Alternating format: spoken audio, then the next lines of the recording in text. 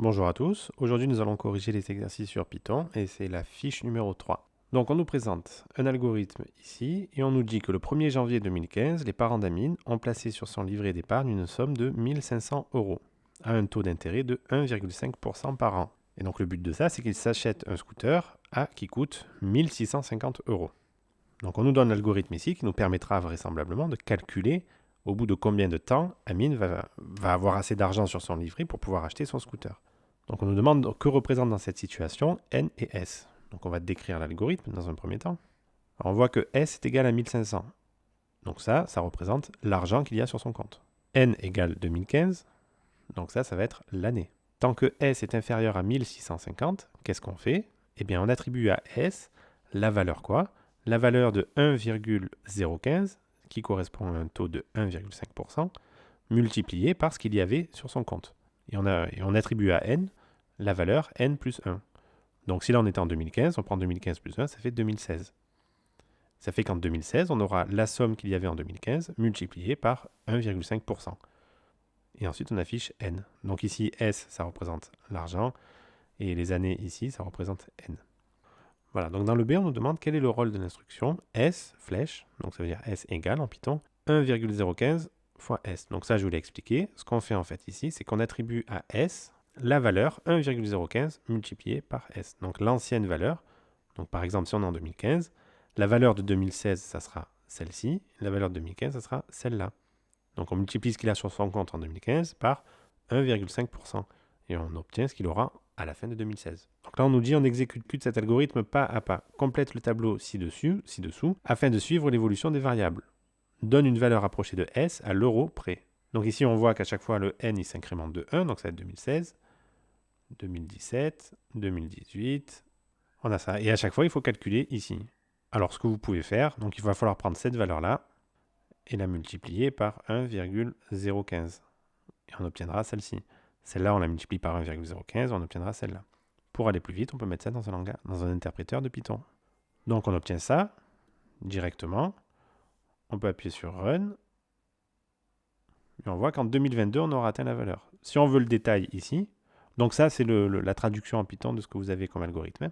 Si maintenant on veut avoir année par année, eh bien ce qu'il faut faire ici, on va lui demander d'afficher. D'afficher quoi? La somme, d'abord. Et ensuite,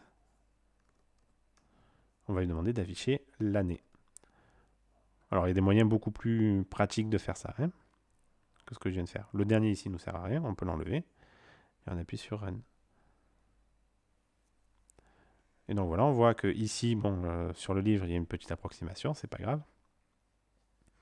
Donc en 2017, on a 1545 euros. En 2018, on a ça. 2019, 2020, 2021. Et effectivement, 2022. Donc on va rentrer ça sur le cahier. Donc en quelle année il pourra acheter son scooter? Eh bien, c'est en 2022. Vous pouvez remplir ici, donc ce sera tout vrai jusqu'ici où ça sera faux. Effectivement, l'algorithme, quand la valeur de S est égale à ça, eh bien, qu'est-ce qui se passe? Cette condition-là devient fausse. Et donc, la boucle s'arrête. On sort de la boucle et on affiche la valeur de n, c'est-à-dire le nombre d'années.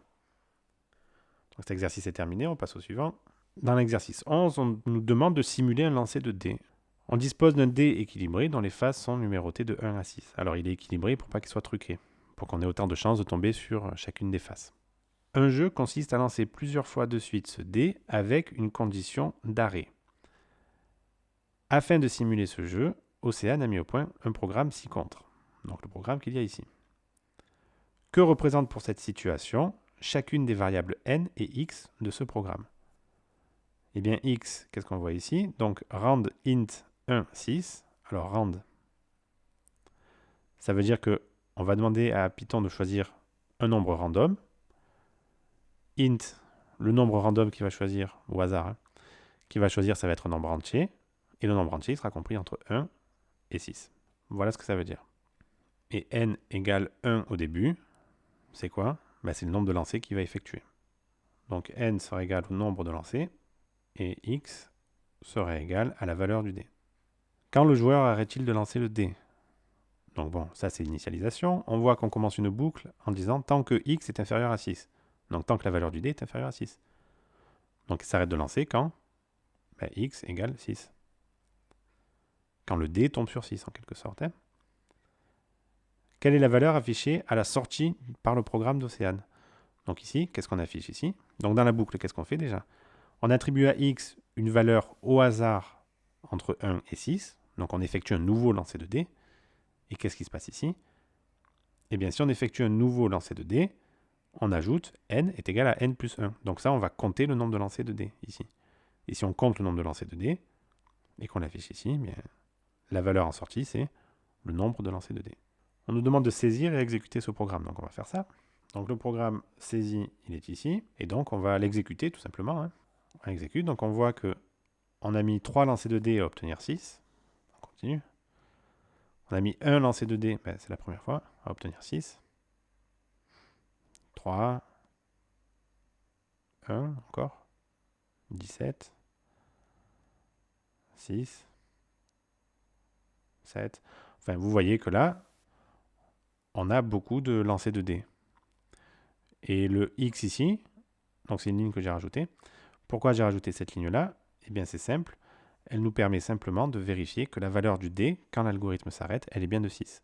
Et peu importe quand est-ce qu'on lance, on voit qu'à chaque fois on s'arrête quand la valeur du dé est égale à 6.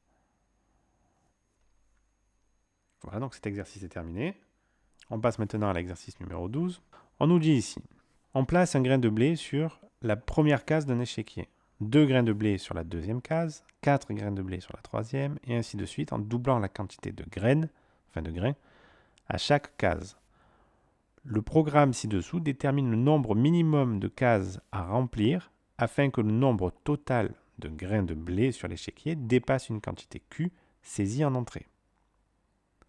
Donc on veut qu'elle dépasse la quantité. Hein. Donc ça c'est important, il faut le retenir. On nous dit de compléter les lignes 4 et 5 du programme. Alors lignes 4 et 5. Alors tant que quoi? Donc Q, on va dire que c'est la quantité que l'on doit dépasser. Alors S, c'est une variable qui est égale à 0. Et N, pour le moment, c'est une variable à 0. Tant que quelque chose, S est égal à S plus, donc l'ancienne valeur plus la nouvelle. Donc l'ancienne valeur de quoi? Donc ça représente sûrement le nombre de grains de riz. Et donc Q, ça représente la quantité que l'on veut dépasser. Donc tant que quoi? Eh bien tant que S est inférieur ou égal à Q. Qu'est-ce qu'on fait? On fait S qui est égal à S plus quoi? Alors comment on fait pour passer de 1 à 2, à 4, à 8, à 16, 32, etc. Comment on fait à chaque fois? Eh bien ça, vous voyez que c'est 2 exposant 0. Ça, c'est 2 exposant 1. Ça, c'est 2 exposant 2. Ça, c'est 2 exposant 3, etc., etc. Donc, en fait, ici, ce qu'il faut faire, S plus 2. Alors, exposant dans Python, c'est une étoile et une deuxième étoile collée. 2, étoile, étoile. Étoile, étoile quoi? Mais étoile, étoile, N. Et N sera égal à N plus 1 à chaque itération. Donc, on commence avec N égale 0, donc la valeur 1. On fait une boucle, la valeur de N égale à 1. On reboucle une troisième fois, N égale 2, N égale 3, N égale 4, etc., etc. Et qu'est-ce qu'on affiche ensuite, ici? On affiche le nombre de cases qu'il faut pour pouvoir atteindre cette valeur S souhaitée ici. Donc on nous demande de saisir le programme, c'est ce que nous allons faire, et d'exécuter le programme pour compléter le tableau ci-dessous. Donc pour une quantité de 100, 1000 et 1 million. Alors on va voir ça tout de suite. Donc nous sommes de nouveau dans Python et on voit quoi? Donc on a tapé l'algorithme ici, et on nous demande de taper ça pour 100, pour une quantité de 100. Si on veut 100 grains de riz, combien il va nous falloir de cases? Et bien, si on en veut 100, on nous demande de rentrer la quantité Q. On met 100. Donc il va nous falloir 7 cases. Si on en veut 1000, alors là, le problème, c'est qu'il faut à chaque fois relancer l'algorithme. On aurait pu mettre une fonction, ça aurait été plus simple pour avoir les valeurs. Donc c'est pas grave, on relance l'algorithme. Ici, on en veut 1000. Donc il nous faut 10 cases. Et après, il nous faut 1 million de cases. Enfin, 1 million de grains de riz. Il nous faut 20 cases. Donc on retourne sur la feuille Python. Donc on voit que pour 100, il faut 7 cases. On voit que pour 1000, il faut 10 cases. Et on voit que pour 10 exposant 6, il faut 20 cases. Donc là, on pourrait se demander, sur un échiquier, je peux rentrer combien de grains de riz au maximum? Donc là, il faut changer un tout petit peu le programme. C'est tant que n, du coup, est inférieur ou égal, donc strictement inférieur plutôt, à quoi? À 64, parce que sur un jeu d'échecs, il y a 64 cases. Qu'est-ce qu'on fait? On fait exactement la même chose. Et là, on n'imprime pas n, mais s, parce qu'on sait qu'on va jusqu'à 64. Donc on met run une fois. La quantité Q, elle n'a pas d'importance ici. On peut mettre 13. Et ici, on voit que ça, c'est le nombre de grains de riz que l'on pourra avoir sur un échiquier, si on suit cette méthode-là. Voilà, cet exercice est terminé.